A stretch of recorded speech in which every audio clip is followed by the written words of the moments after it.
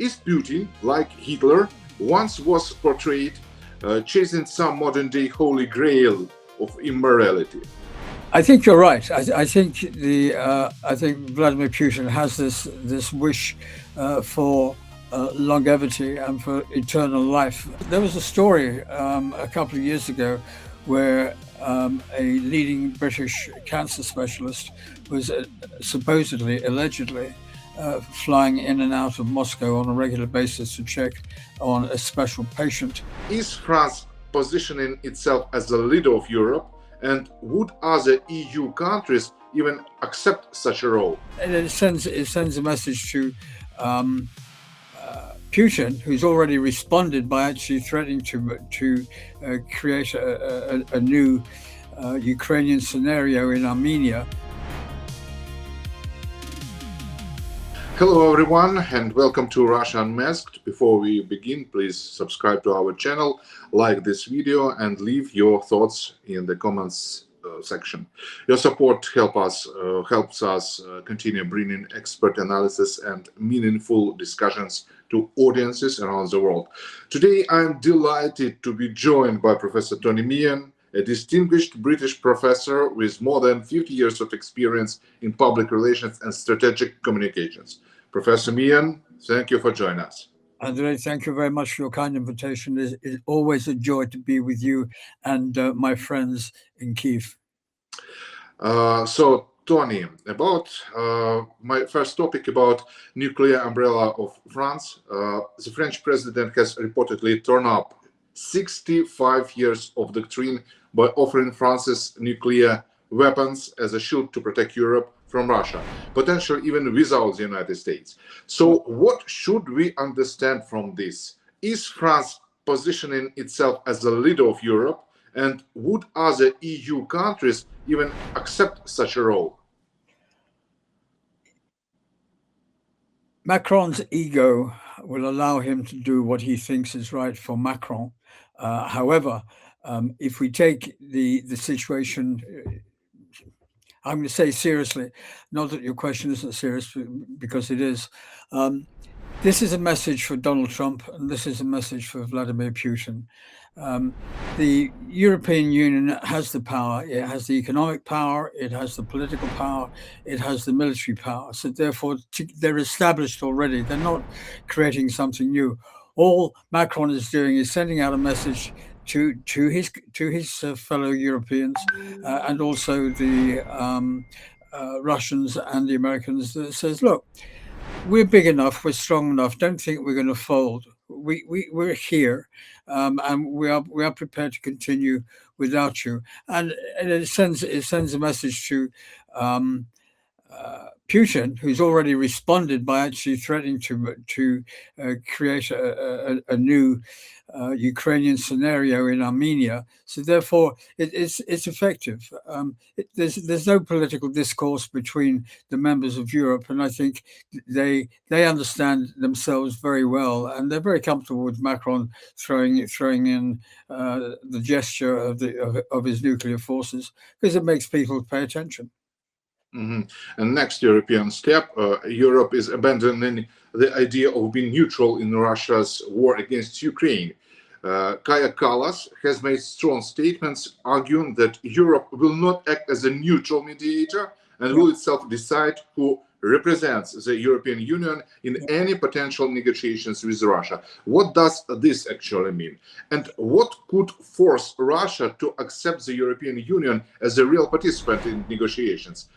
And secondly, am I right in thinking that Putin's goal was to pull Ukraine away from Europe, but the result has been the exact opposite? President Zelensky has invited and stated that he wants Europe in the negotiations. If we go back 4 years, historically, Donald Trump has never had any authority to represent Ukraine's interests in any negotiations for peace with Russia. Trump's interest was purely to do one better than Barack Obama and win a Nobel Peace Prize. He has had no authority or license to represent Ukraine or the government, the people, and the country. Here you have a different situation. Your point about will Russia accept Europe as a negotiation partner? They probably will not. They'll probably reject it because it gives them another opportunity to delay the negotiations. But having said that, Europe has been a supporter and really there for Ukraine since day one, and therefore the fact that they're going to the table to negotiate, to set out the terms for a collective European peace as opposed to simply a Ukrainian peace is an important aspect. It's an important aspect for us, and it's an important aspect for Ukraine. So it'd be interesting to see what Putin does. And Putin being Putin, he will do something that we don't expect, and he will delay and procrastinate and say that he doesn't recognize Europe's role in this negotiation. Mm-hmm.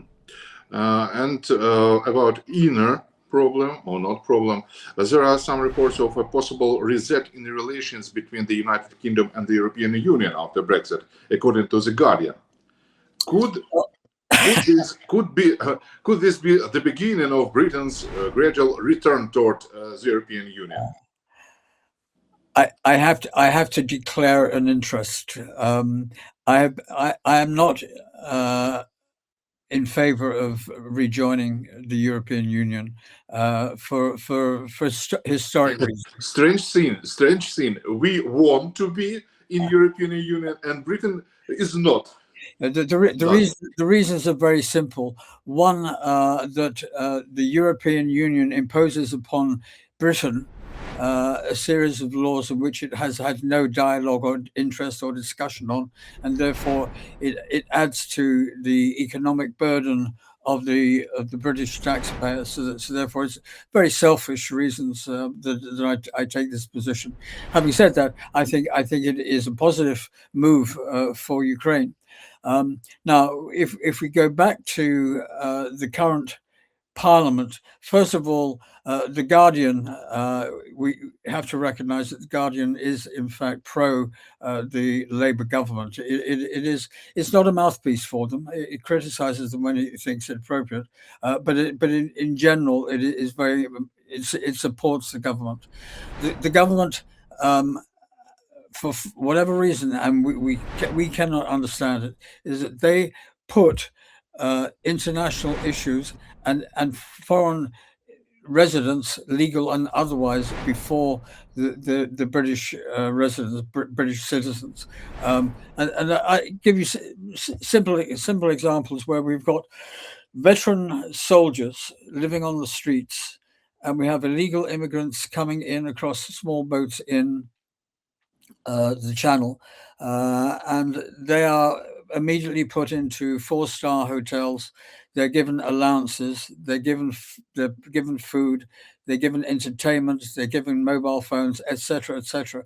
Whereas British soldiers and even other Britons are not allowed or not afforded the same courtesy and the same services. So therefore, there is an ideology which is Marxist, and I choose my words carefully, in the current British government that does not sit well with the majority of Brits.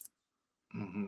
And therefore, to answer your question, if Starmer and his government are attempting and are doing things under the table to re-establish relationships with Europe that is not accepted by the average Brit, and if it goes further, you could see demonstrations in the street against this movement towards the EU without a referendum, because there was a national referendum, the majority of which said, no, we want to leave the EU.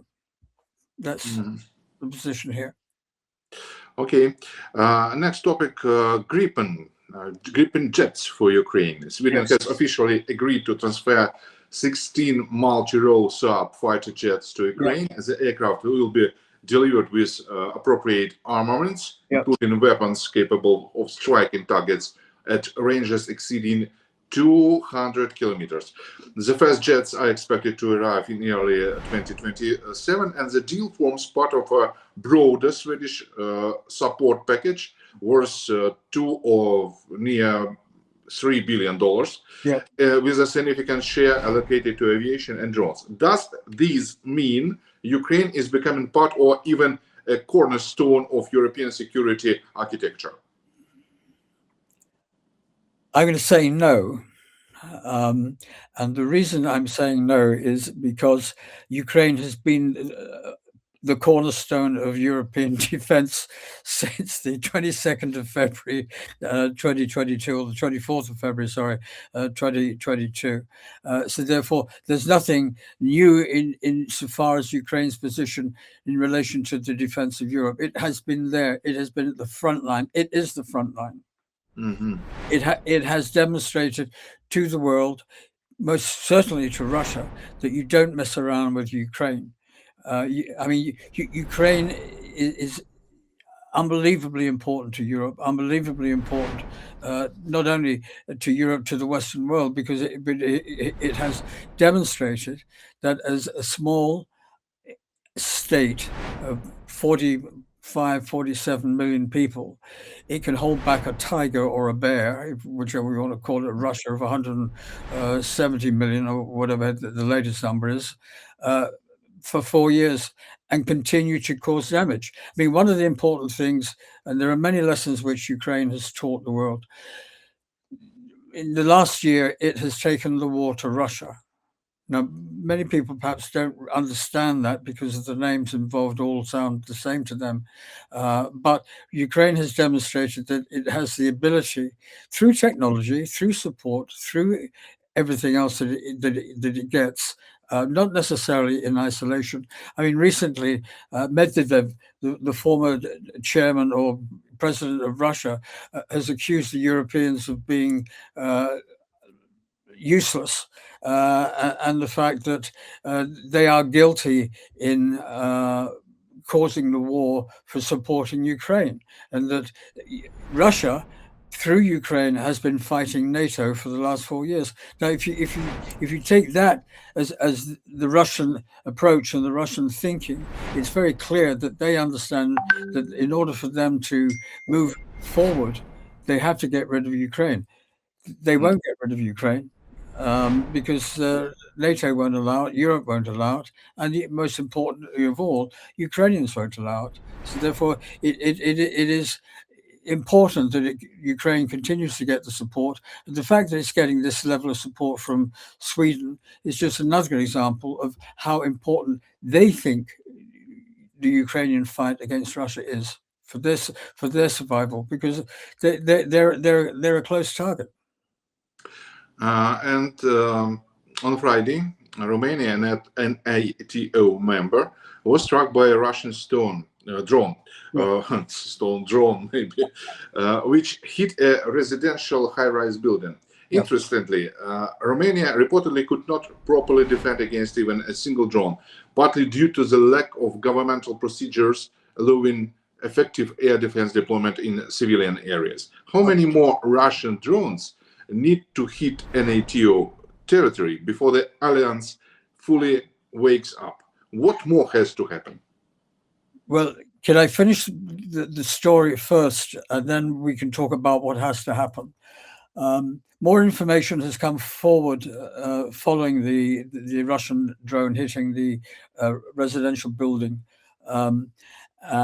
in Romania. And in fact, the presidents of Romania and also Ukraine have been speaking on the phone in the last 36 hours.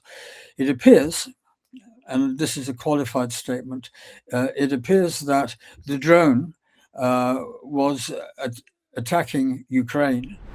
Ukraine air defenses hit the drone and redirected it into, this was on the border of Romania and Ukraine. So therefore, we're not talking thousands or hundreds of kilometers.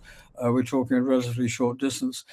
By that defense action of the Ukrainian Defense Forces, it diverted the drone into Romania, which subsequently and regrettably hit a Romanian residential property.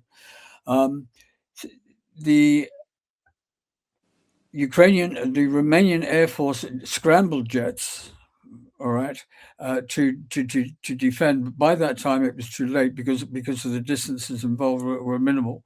So therefore, that is the latest information as to what the Romanian Defense Forces did. More importantly, the presidents of Ukraine and also Romania have agreed in the principle to develop defense understandings. I'm not talking about defense systems, but defense understandings and exchange of information.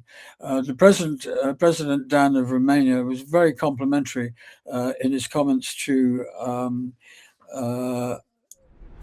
President Zelensky, where he said that because of the war, Ukraine is at the forefront of air defense technology and the development of missiles and drones, which will allow Romania to improve and extend its current defense forces. So it's a strange story because it's not as it was when you and I first read it and first discussed it.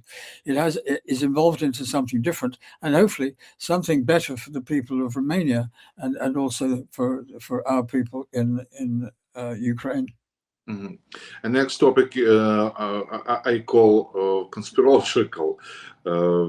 An interesting Wall Street Journal article claims that Putin is spending billions of dollars on research into immortality, including organ printing, experiments with mini pigs, and extreme low temperature technologies. Russia is reportedly developing GAN therapies aimed at slowing aging as a part of a $26 billion state-backed longevity initiative. Scientists are working on bioprinting. It's fantastic, or maybe tails, bioprinting tissues and growing human organs in miniature pigs, with the goal of potentially replacing human organs by 2030. It all sounds like something out of ancient myths or fantasy tales, rulers searching for eternal life at any cost. Is Putin, like Hitler once was portrayed, chasing some modern-day holy grail of immorality? I think you're right. I think Vladimir Putin has this wish for longevity and for eternal life. Depending on what religion he's following this week, whether it's the Russian Orthodox or something else, his chances of eternal life may be questionable. But let's move on to the factor. To spend the billions that you have mentioned on longevity and extending his life, I ask myself, can they afford it? The answer is probably not, but does Putin care? So let's assume that they are going ahead with this. Creating organs in laboratories and test tubes and all the rest of it is nothing new. I mean, we're aware of test tube babies and so on and so forth. We're aware of heart transplants, kidney transplants, liver transplants, and other transplants, changing of and introducing new organs into the body is an established medical practice. So therefore, everything points to the direction that your question, the answer has to be yes. He is most certainly committed to outliving everybody else and being the man of the moment.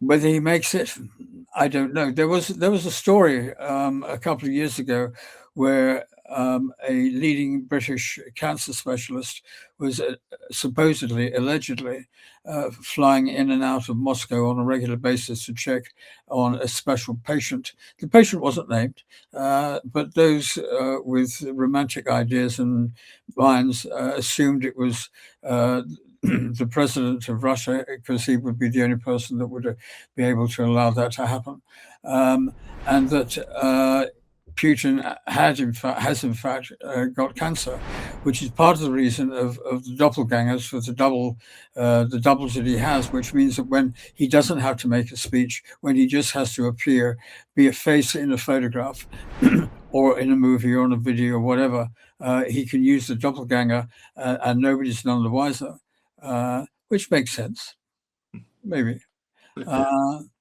I think every dictator wants to be forever. Yeah. I mean, it's a story about not a dictator, about a democratically elected president who put his name on a building of a former elected president, the Kennedy Arts Center in Washington. He added his name to the building, and one of the judges has actually ordered them to take the name off the Trump name off the building on the basis that Congress is the only body who can put names on buildings and not presidents. But I see that he's also attempting to introduce $100 bill with his image on it, even while he's in office. So egos and presidents and whatever futures, we don't know. Okay, thank you, Professor Meehan. Thank you very much for joining us today. And thank you to all our viewers for watching. If you enjoyed this discussion, please subscribe to Russia Unmasked, like this video, and leave your comments below about Putin. We would love to hear your views on today's topics. Thank you. Thank you for being with us. I'm Andrei Bogdanovich and Tony Meehan. See you next time on Russia Unmasked. Thank you.